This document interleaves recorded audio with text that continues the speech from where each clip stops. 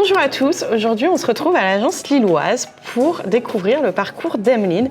Emeline qui est consultante chez Abilsen depuis maintenant 5 ans et qui va nous parler de son expérience, de son parcours et de son histoire. Bonjour Emeline. Bonjour Anaïs. Comment tu vas Emeline ? Ça va. Je suis ravie en tout cas de t'accueillir à l'agence de Lille. Aujourd'hui on va parler de toi, de ton histoire. Est-ce que tu peux te présenter brièvement ? Moi c'est Emeline, je suis consultante qualité chez Abilsen depuis 5 ans.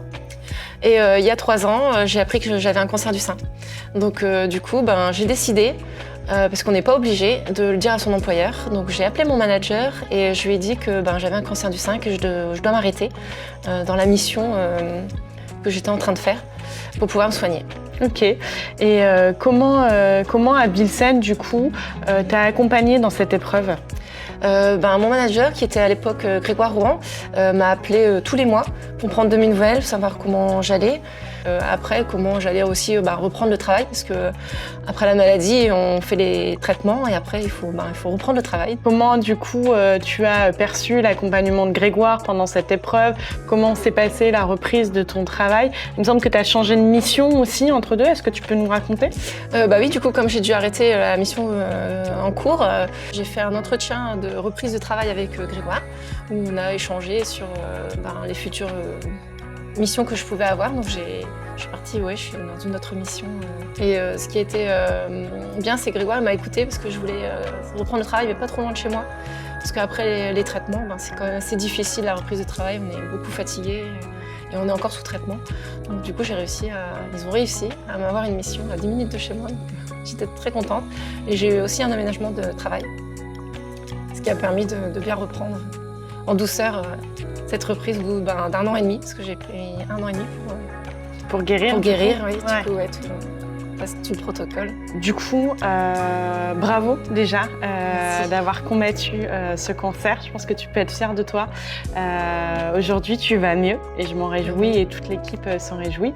Et de cette épreuve est née une certaine forme, une certaine force aussi, puisque tu es très active pour sensibiliser toutes les femmes au cancer du sein. Je sais que tu fais partie d'associations, etc. Est-ce que tu peux nous en dire un mot justement sur cette compatibilité qui est née ? Oui, alors pendant la maladie, je me suis mise dans l'association Jeune et Rose. C'est un collectif de jeunes femmes qui ont tout un cancer du sein entre 20 et 40 ans. Donc dans cette association, on sensibilise les jeunes parce que le cancer ne concerne pas seulement les plus de 60 ans, mais 10% de la population, il faut savoir que des femmes ont un cancer du sein entre 20 et 40 ans. Ok. Donc on sensibilise beaucoup là-dessus en fait, pour dire oui, ça existe. Et on évite aussi, à travers cette sensibilisation, le retard de diagnostic. Parce qu'encore maintenant, même les professionnels disent non, vous avez 20 ans, vous n'avez pas de cancer. Si, on peut avoir un cancer aussi à 20 ans. Et c'est aussi pourquoi Octobre Rose a été mis en place par l'État, par le gouvernement, pour sensibiliser, pour montrer que le cancer, malheureusement, il n'est pas seulement dans ce qu'on peut penser chez les femmes âgées d'un certain âge, ça arrive aussi aux plus jeunes. Quels conseils pourrais-tu donner du coup aux femmes de tout âge confondu, justement sur la prévention contre ce cancer ? Moi, je leur dirais de s'auto-palper tous les mois pour connaître bien sa poitrine et le jour où on ressent quelque chose qui est différent par rapport à d'habitude, d'aller tout de suite consulter un professionnel, un gynéco, une sage-femme ou un médecin pour se rassurer. Et aussi, si jamais c'est l'annonce cancer du sein, qu'on l'ait pris rapidement. Parce que s'il y a un retard de diagnostic, le cancer peut être très agressif parce que comme on est jeune, les cellules se développent beaucoup plus vite.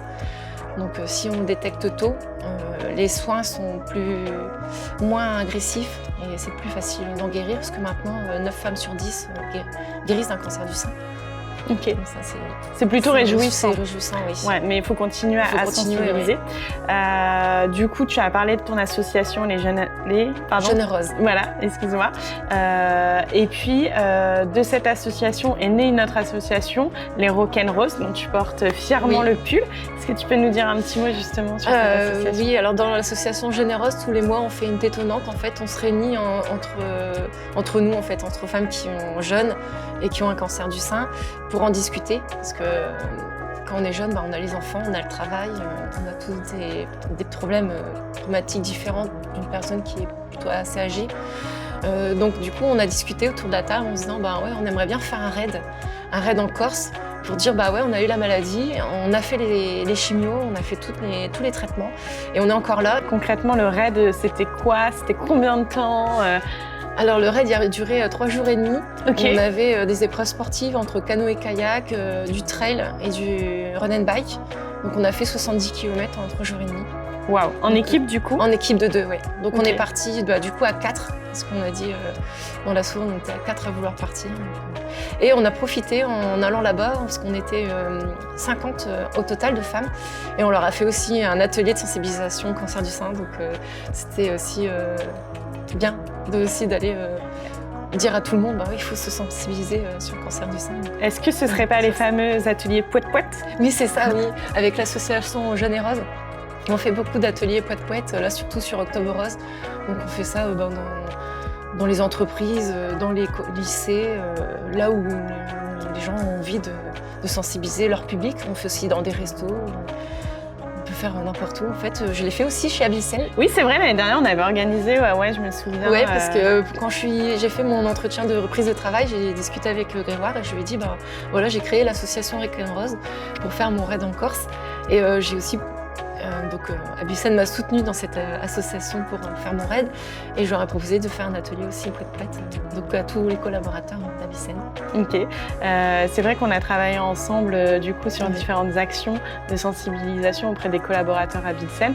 Est-ce qu'avec l'association Les Rock and Rose, tu aurais envie d'autres projets peut-être auprès d'Abilsen? Là, vas-y, c'est le moment, on a un micro. Et en fait, avec les filles, on a dit, on a fait un raid, on va en faire un deuxième, mais là, on va prendre d'autres filles avec nous qui sont dans l'assaut, qui viennent d'arriver il n'y a pas si longtemps et qui sont aussi en traitement.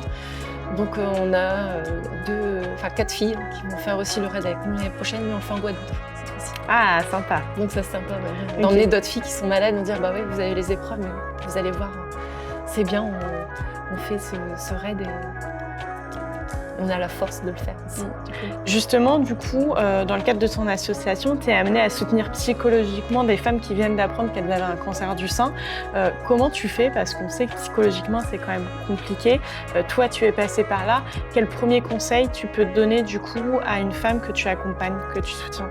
Moi, ça m'a beaucoup aidée chez Jeune et Rose parce que c'est un vrai collectif. Donc, on a un réseau, un WhatsApp, où on peut communiquer entre nous en posant des questions. Donc, quelqu'un qui intègre ce réseau, on pose des questions, on y répond en fonction de ce qu'on a vécu, parce que des fois, on n'a pas forcément les mêmes traitements ou les mêmes sensations. Donc, on peut y répondre. Et après, on se voit une fois par mois, on fait une tétonnante. Comme ça, on peut discuter de vive voix de nos problèmes, de nos questionnements. Et c'est comme ça qu'on se soutient les unes aux autres, en fait. Donc il y a un vrai lien qui se crée, une vraie communauté. Ouais. Et c'est pas que dans le Nord, en fait, Jeune et Rose, c'est dans toute la France. Donc il y a des antennes partout. Donc, et si ça aujourd'hui permet de se rattacher à n'importe quelle antenne si jamais on a un cancer entre 20 et 40 ans. Alors aujourd'hui, c'est vrai que le cancer du sein, c'est un cancer dont on parle beaucoup, mais il y a aussi beaucoup de préjugés autour de ce cancer. Quels sont les plus gros préjugés auxquels on peut faire face aujourd'hui et qui sont faux?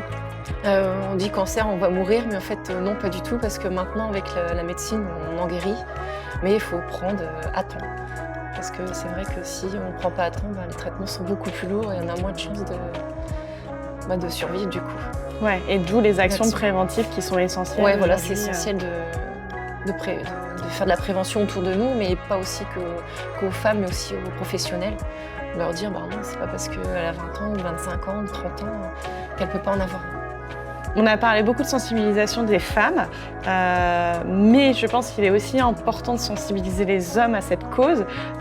Comment faire pour justement sensibiliser les hommes à la cause du cancer du sein? Et généralement, dans nos ateliers poète-poète, il y a aussi des hommes qui viennent et qui se posent la question. Donc on leur dit, les hommes, 1% de la population peuvent aussi avoir un cancer du sein, donc ils sont aussi concernés. Mais aussi par rapport aux femmes, les hommes sont les miroirs des femmes. Donc on leur explique que ça peut arriver et qu'ils soient vigilants par rapport à leur compagne ou leur femme du coup. Ok, et alors la proportion d'hommes, de femmes qui assistent aux ateliers poète-poète? Oh, je dirais 80, Ah, ok. 80-20, il y en a très peu, mais il y en a quand même qui s'intéressent, qui viennent se demander ce qui se passe. Pourquoi, Ok. Donc il y a encore un travail à faire de Ouais, il y a encore sensibilisation beaucoup de auprès des travail, hommes. ouais, au niveau des hommes. Merci pour ta réponse, Emeline. Enfin, si tu avais un conseil à donner à ceux qui endurent cette épreuve aujourd'hui, que leur dirais-tu? Je leur dirais courage, continuez, battez-vous. C'est juste un mauvais moment à passer, mais après, on est beaucoup plus forte après. Et pour terminer, si ceux qui assistent à ce podcast, à cette vidéo, veulent soutenir ton association, les Rock'n'Roses, comment on fait? Vous pouvez aller sur notre page Facebook ou Instagram. Super, merci beaucoup Emeline. Je te souhaite toute l'énergie du monde, toute la bienveillance de l'équipe d'Abilsen, évidemment, pour mener à bien ton association et tous tes projets autour de ça. Merci beaucoup.